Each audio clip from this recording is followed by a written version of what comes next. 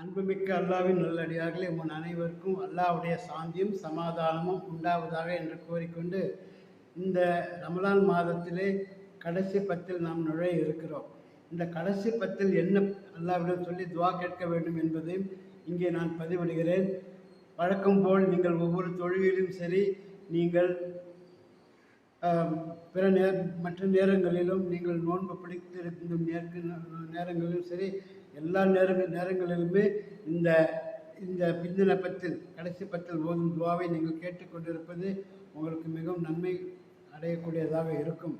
அந்த துவா என்னவென்றால், அல்லாஹும்ம மாத்திக்னா மினன் நாரி வதஹல் ஜன்னத யா ரப்பல் ஆலமீன் என்பதாகும்.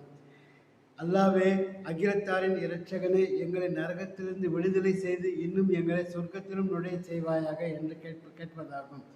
அல்லாவிடம் இந்த இந்த துவாக்களை இந்த கடைசி பற்றில் ஓத வேண்டிய துவாக்களை அவசியமானதாகும். இந்த பொருளை அறிந்த பின் நீங்கள் தெரிந்து கொள்வீர்கள்.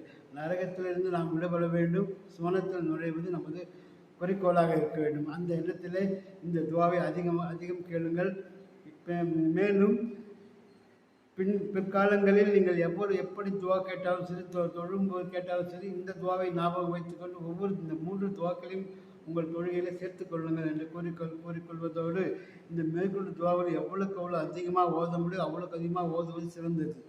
மற்ற துவா நீங்கள் வழக்கமான எவ்வளோ துவா கேட்க நீங்கள் மனதில் நினைத்திருப்பீர்கள், அந்த துவாக்களோடு இவைகளும் சேர்த்து கண்டிப்பாக ஓதுங்கள் என்று கேட்டுக்கொண்டு, குடும்பத்தில் அனைவரும் நிச்சயமாக நீங்கள் பகிருங்கள் என்றும் கேட்டுக்கொண்டு, வாய்ப்புக்கு நன்றி கூறி விடைபெற்றுக் கொள்கிற வாஹர் தவான் அல்ஹம்துலில்லாஹி ரப்பில் ஆலமீன். அஸ்ஸலாமு அலைக்கும் வரஹ்மத்துல்லாஹி தஆலா வபரகாத்துஹு.